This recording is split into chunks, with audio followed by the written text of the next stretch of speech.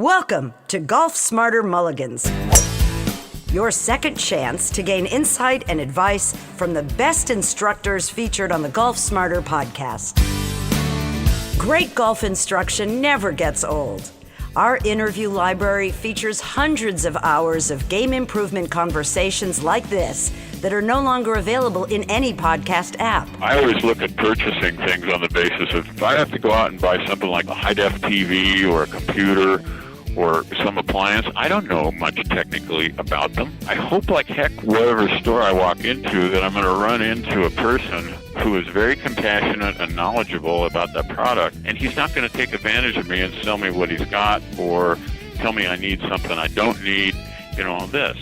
I know golf clubs better than anybody on the planet, probably. So this is why I keep working, trying to write books, write articles, talk in podcasts like yours right here to get this word out about here's how the golf club business works.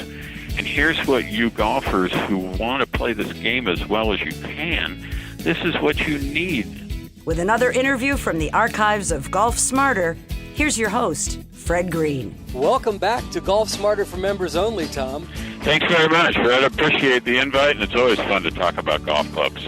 And it's fun to talk about it with you. I mean, I've talked about it with other people, but you are so passionate about this, and it's so important that people understand the importance of custom club fitting, that I don't think there's a better spokesperson on the planet than you. Not the least of which are the number of books that you've written. We can talk about those. But you're just so passionate about this topic because I think ultimately your goal is, I want to help each golfer improve. Oh, no question about it. I mean, admittedly, this is a hard game. It takes some skills, to be able to learn swing technique to the point where you can hit the ball reasonably well. But at the same token, when you talk about people who played some sport, when they went through school, and had some proficiency in the sports they play, the game of golf is not so hard that you shouldn't be able to get to a point where you can get all your shots airborne and start to enjoy the game. And it was a number of years ago as the golf industry, the mainstream part of the golf industry, began to get more and more competitive for sales because there were more and more golf companies competing to sell golf clubs to golfers. Things were changed on the standard-made clubs sold off the rack, which really started to make the game more difficult for golfers to play. And these things started to get in the way of a golfer being able to play to the best of their ability. The biggest thing in this is that it's really been interesting. I've always been a historian in the game. So I know a lot about the game's origins, and especially the origins of golf club design and all this stuff. You go back to when the game began to really grow. It's in the first era, the late 1800s. If you wanted to go buy a set of golf clubs, you had to go to an individual custom club maker shop, and he would size you up. Now, granted, fitting technology wasn't very much back in those days, but he basically sized you up, and he made your set of golf clubs. You didn't buy them off the rack or anything. It was only when the game began to really grow in popularity, and more golf courses were built, and the golf courses then developed little pro shops and had teaching pros. Then the teaching pros said, hey, to the club makers, they said, hey, can you make me a bunch of sets of clubs that I can put in my little shop, and that way I can sell them to the golfers. And that began the business model that we live with today, which is what we call standard off the rack. The golf club companies pick a series of standard specifications for their golf clubs that are based on national averages.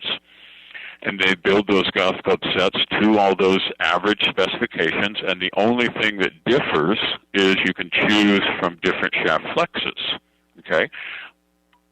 And then they get built into pre-built sets. They get sold into the retail stores. They get put on the nice display racks. People walk in. Somebody sizes them up in about 10 minutes, says you need an R-Flex, and here's your set. But they don't think about things about what about the lengths? What about the lofts? What about the lie angles, face angles, or the others of the 13 key fitting specifications? And golfers have never been led to believe that they should have anything different than what they just buy off the rack with a choice of shaft flexes. Common sense point on this is really what's driven my passion. You go to a golf course, you go to a busy driving range on the weekend, and you look around and see, what do you see? Are all those golfers the same size, same strength, same athletic ability, and the same swing characteristics? No, we're all different, like fingerprints.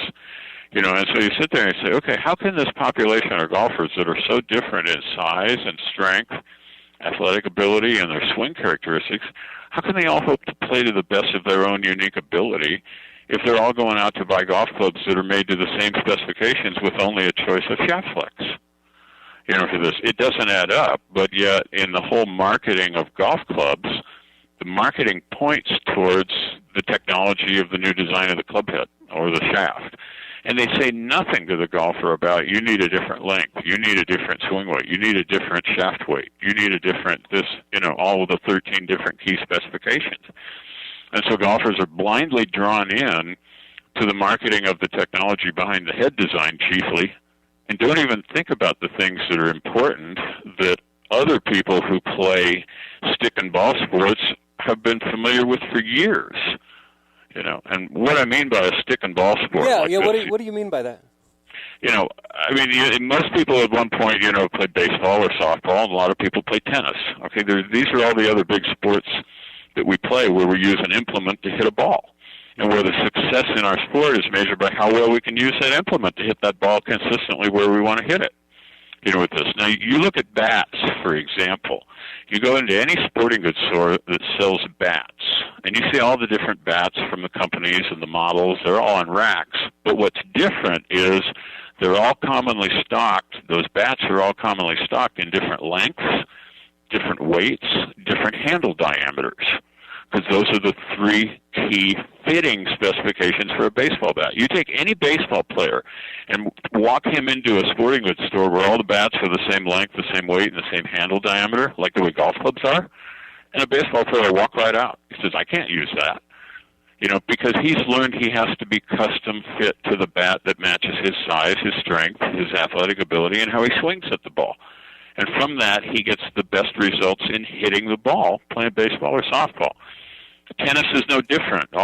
You look at premium tennis rackets, in a sporting goods store. They're all stocked in different grip diameters, and it's marked on the side of the racket. And you won't find a premium tennis racket with strings in it.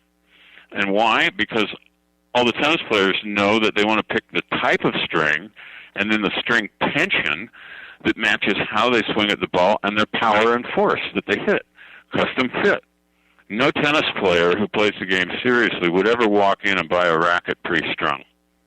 They will specify what they want for their fitting specifications, with the grip diameter, the type of string, and the string tension.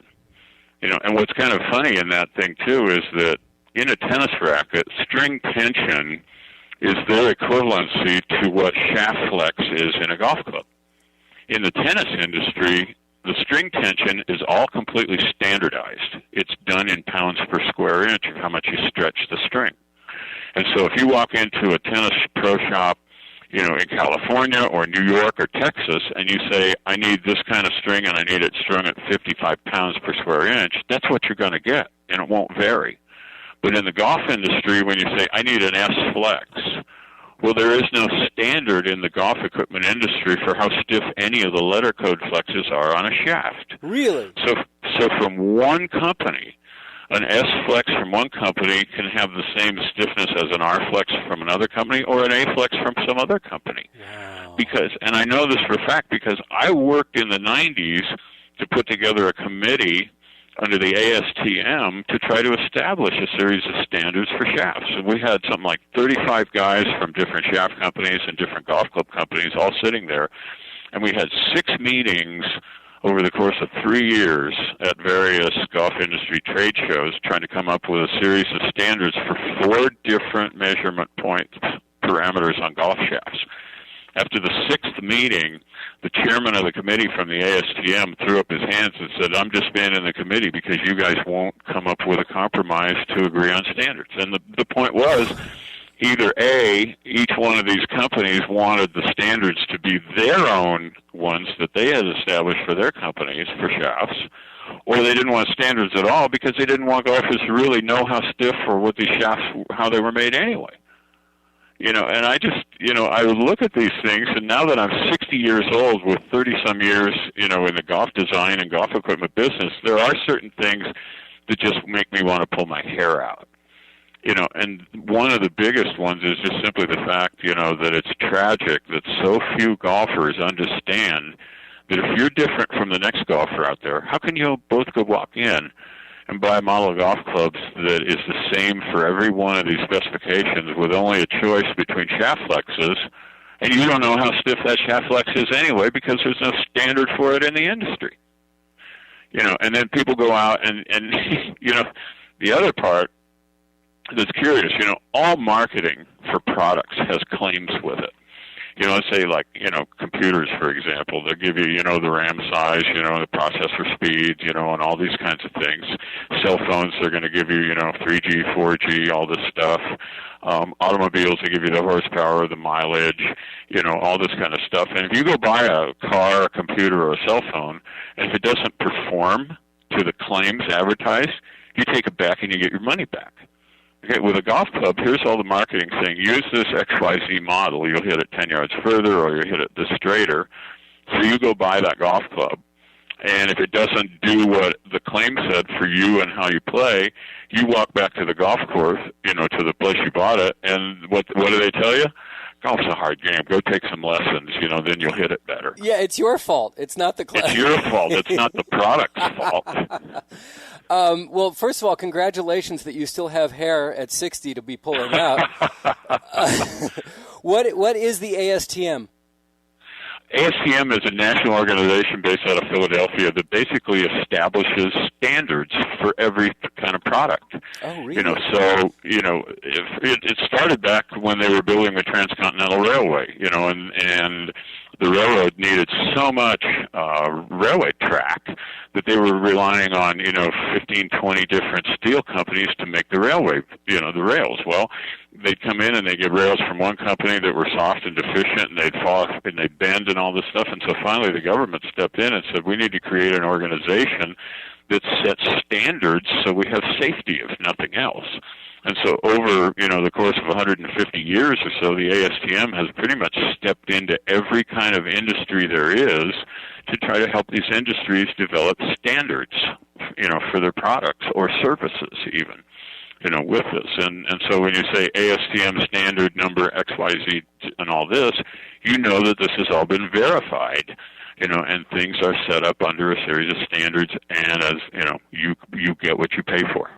Then in other words, but golf has rejected it. Japan has it. You go over to the Japan Golf Association, and in Japan, they have an organization there called SG, which can go to all the golf club companies and verify your standards, for all this. And then in return, you can put the little SG mark on the golf club, but the U.S. golf industry doesn't want that. Unbelievable. I'm really impressed how you got rail in there, because that's what you've been railing right all along.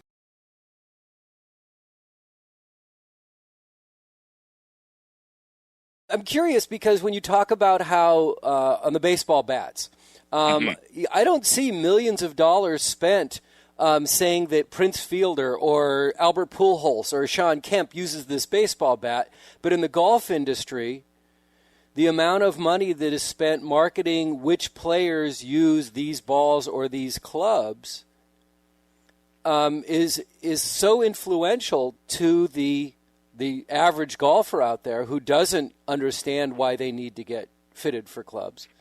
Well, I might laugh a little bit about that and say that if you've got people like Prince Fielder in the game of baseball who are being paid these insane salaries, of $8 to $25 million a year, and you're a bat company and you walk up to them and say, can we use you in in selling our bats, it might be kind of scary what their agents ask you for. Good point, because they're not going to sell that many bats. Yeah, exactly. They're not going to be able to justify that expense. But at the same token, in the wood bat business, of Major League Baseball, Louisville Slugger, all these companies, they make these bats with the player's name on them, burned into the large portion of the bat, the barrel of the bat up there. Sure, and so when you buy a Prince Fielder bat, it is a certain length, it is a certain weight, and it is a certain handle diameter. Okay, and if that fits you, then you now know that your bat fitting specifications are to play a Louisville Slugger Prince Fielder bat. It's kind of how they use it. But all baseball players too, they know, well, I play a 33-inch bat or a 33-ounce bat, right. Things like that. So there are specifications that they dictate, were they to change from one bat brand to another so they could get the same thing. And you said there are 3 key specs that work for baseball bats, but you mentioned 13 key specifications for a golf club. Please, and therein lies detail in that. Yeah, therein lies the fact that because there are 13 key specifications for a golfer to be fit for his custom-fit golf clubs or her clubs, that's the reason why the golf equipment industry works on a standard off-the-rack basis. Kind of like if you opened a shoe store and you had all the different styles and colors of shoes, but all the men's shoes are in a size 10 and all the women's are in a size 7. It doesn't fit, just try it on. You'll get used to it. Kind of thing like that. And because with 13 different specifications, no golf club company could make all the different options. It'd kill them from an inventory standpoint. And the retailers who stock the golf clubs would never order all the different options. Well, that's where I was thinking about, because we have done some work with a retailer in the past, and I know that they had their website, the design of their website was so difficult because they felt there was so much customization that they had to do for every club that was ordered online, but their customization was type of shaft, right or left-handed, right, and length. I mean, if they even did length at all. Yeah. No. And that to them was, so I would think on the retail side that retailers, again, you talk about stocking inventory, they just couldn't handle everything they need. No, I mean, I have experience in that. I mean, back when I was vice president and in charge of all product development for Golfsmith International from 93 to 2001, during that time was when Golfsmith started to develop their big, huge retail golf store chain. And I had to sit in on a lot of those meetings, and that also caused me to pull my hair out when I'd see, how that whole business was done. It's a tragedy to golfers out there. It really is, and I hate to yammer on so much about it, but, in the business of selling golf clubs, you have these big golf club companies, okay? They don't control the distribution of their golf clubs, okay? If you open up a golf store across the street from mine, they're going to sell you the golf clubs, even though I'm stocking them. They're not going to protect me because as long as you can pay your bill, they're going to ship you their clubs, okay? So that means you're selling the same clubs I'm selling. Standard off the rack, same brand, same model of all these different golf club companies. So who's going to get the sale, me or you? Whoever gives the lowest price.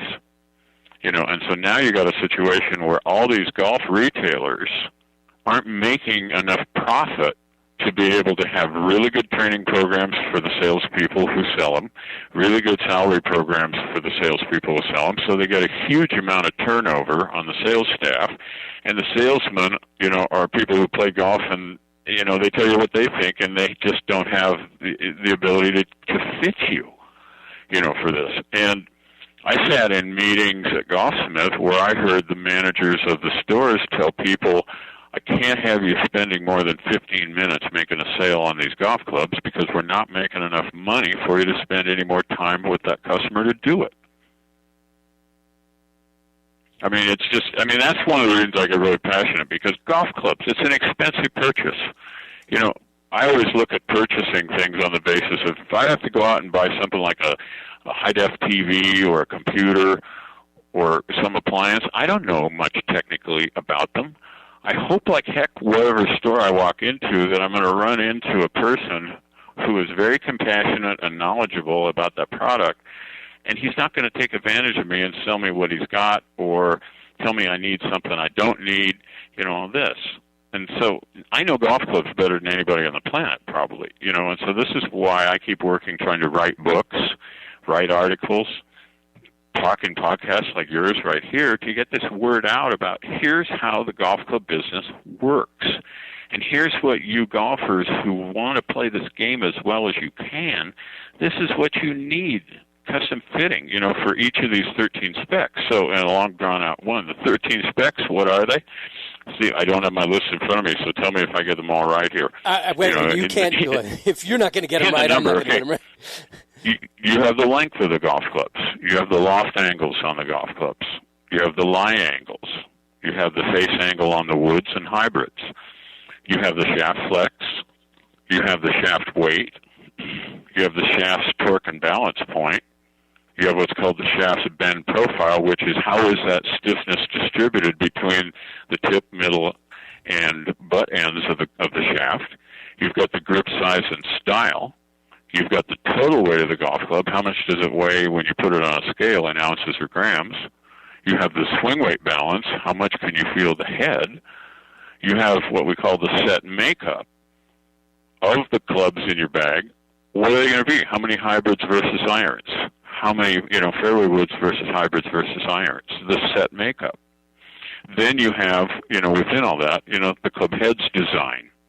Okay, and is that center of gravity or moment of inertia or face design or size of that head good for how you play? So I think that adds up to 13, and those are when you go to a really experienced individual custom club maker, they're going to go through a very methodical process to do measurements and swing observations and then use their training and use their experience to pick out what each one of those 13 specifications needs to be for you, for your size, your strength, your athletic ability, and most importantly, your swing characteristics. Wow. And that's something you can't do. I mean, one of the saddest things where you see me cringe here is, in the golf equipment industry, my concept of this thing being a long-time club designer and being very much into the physics and the science of golf club performance, all the brand new, off-the-rack, instantly better scientific technology in golf clubs is used up. It's gone.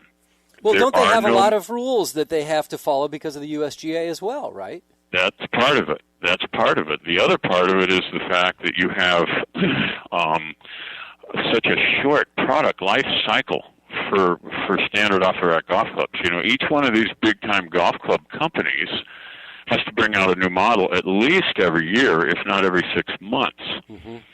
Because you've got 5 companies in the golf equipment industry who together have something like over $3.5 billion with a B in sales. And so if you happen to be a $700 or $800 million company, to make that much in sales every year, you're going to have to sell something like 500,000 drivers, 800,000 fairway woods, 250,000 sets of irons every single year. And so you just plain saturate the market with a new model in a year or less. And so one-year product life cycles have used up new technologies faster than they ever did before. You go back into the 80s and the 90s, golf company brought out a brand new model. It lasted at least 2 years and probably 3 before they ever brought out another one, because it took that long for that model to saturate the market and sell to as many golfers as who were going to buy it. Not so today, when you've got such large companies out there, and with the pressures they have, where 4 of these 5 largest golf companies are publicly traded, with grave responsibilities to their stock price, out there. So that's used up the technologies. The USGA, as you have said, has enacted rules since 1998 on equipment which have limited this technology, and as a result, there really is only one real scientific performance technology in a golf club that the vast majority of people have never, ever experienced, and most don't know it exists. And that is custom fitting. Right. Right there. And that's the instinct. I mean, everybody, this is what's so great about it. All of us, when we look at our golf clubs, we say, God, I wish I could buy a golf club that I could hit 10 yards farther, or I'd only, fade it like 15 yards instead of 30 yards, that I could hit more solid more often when I swing it. And so because we want that in our games, that makes us susceptible to marketing, okay? So the marketing comes out and says 10 more yards, hit it straighter and all this stuff, and so you say, that's what I need, I'll go in, and so you go in and you buy it, but you don't get custom fit for the right length, the right loft, the right lie angle, the right face angle, all these 13 specs that I mentioned to you, and you go out and you don't hit it any better than you did before. And you say, I guess I'm not a good enough golfer, or I guess I got fooled one way or another. Well, okay, I'm talking about custom club fitting. My own sense, that's marketing, okay? So I'll put myself in that boat with all the other ones. But one thing I know from having taught club makers for so many years and been only working in this custom club making side of the industry is that pretty much I can say this. If you happen to be a golfer and your handicap is somewhere between 12 and 26, and you've been playing with clubs you bought off the rack, I don't care whose name is on them, how much you paid for them or anything, but if you bought them in a big golf store or a pro shop, and you're a 12 to 26 handicapper, you've probably got an 80% chance of hitting the ball farther, straighter, and more consistently if you go see a custom club fitter. 80%, 80. Yeah. Yeah, I mean, we joke around in this industry because we know the golfers and their habits so well. I say, between 12 and 26 handicap, because these are the golfers who make mistakes in their swings, for which the custom fitting specifications can offer a reduction in that problem or even sometimes eliminate it, for that. The hardest people to fit in this game, to have them walk away and saying, wow, that's better instantly, are like the scratch 1, 2, 3, 4, 5 handicappers. And the reason is because what is it they have that in the beginning makes them a scratch to a 4 handicapper? Athletic ability. Mm-hmm. They have tremendously good athletic ability, so they've learned the swing characteristics faster, and they can repeat them and duplicate them. Okay? If you have that skill, you can pretty much take almost any golf club and adjust to it and hit it reasonably well. And so for these guys and women, who are really, really good, what their custom fitting comes down to is to be able to fit them so the feel of the golf clubs, maybe the weight feel, the head weight feel, or the shaft bending feel, is exactly what they want and what they prefer and have gotten used to in a good golf club for them. You secure that feel for them in the golf clubs, now their confidence is better, and from that, they can maybe be a little bit more consistent. That's typically how the fitting success goes for the very, very good golfer.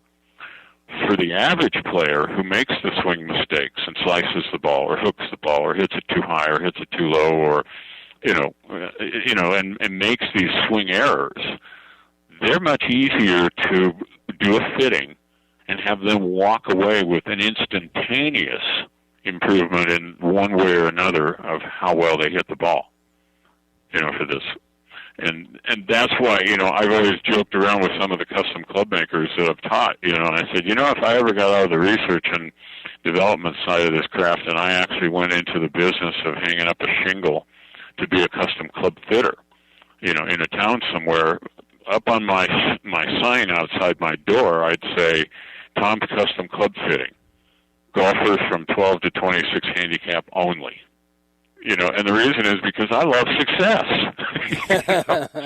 And all day long, it's the 12 to 26 handicappers, when they go get custom fit properly, they walk out instantaneously having some form of improvement that they can experience, see, feel, or touch in how they hit the ball. So when you say 80% 80% chance of improvement, not that 80%. No, 80% of those golfers will walk away with their custom fit golf clubs with something being definitely better than it was before. Okay. That might be more distance. It might be better accuracy. Right. What are the metrics on that? I mean, how can you say what will be improved, how much improvement? You can't quantify, can you? Not until we see their clubs that they're currently playing with now, and until we go through the measurement and the analysis of their swing.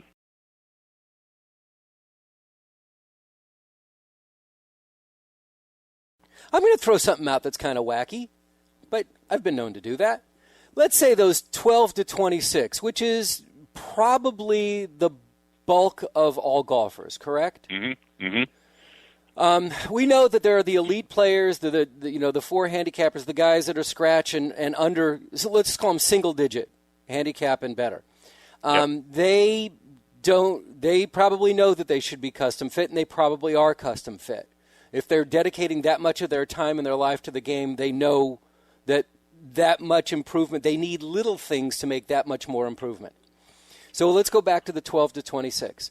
And I know that the USGA doesn't make a set of rules for the average golfer and for the touring pro, but actually that's been disproven over recently with the wedges. But what if for 12 to 26 handicappers, the USGA said, you know what, we're not going to have any restrictions on any golf clubs at all. Go out and spend anything you want, do anything you want. And club makers can make any kind of outrageous designs with a 18-inch club face. I mean, just anything at all. If they can do anything at all, are their scores going to improve? I don't know that their scores are going to improve. Well, let me put it this way. With all this controversy that's come up here more recently with all the number of wins on the recent PGA Tour events with belly putters. Mm-hmm. This has reawakened all the traditionalists in the game to say, ban the long putter, ban the belly putter. You can't have anything anchored to your body, and all this. It makes it, too easy to do this. I thought that was. What is the ruling with that? Because I was like, wait a minute, that's not supposed to be able to touch your body, right? Yeah, that's why I think the point is, does it really make you make more putts? And I've had this discussion. I understand now that this particular topic of banning long putters or belly putters or not, this falls into that category my father warned me about many years ago of encountering people whose minds were already made up, so don't confuse them with the facts. Well, unfortunately, the facts are this. The long putters have been around for 20 years. Okay, how long did it take for somebody using a long putter to win a major tournament? 20 years. How many tournaments over that 20-year period of time, have been won by golfers who switched to a belly putter? Not very many. You can pretty much count them on both hands, with this. What's more than that is, I'm a long putter user because I have injuries in the hand and arm that I have the yips, and I just can't keep a conventional putter calm.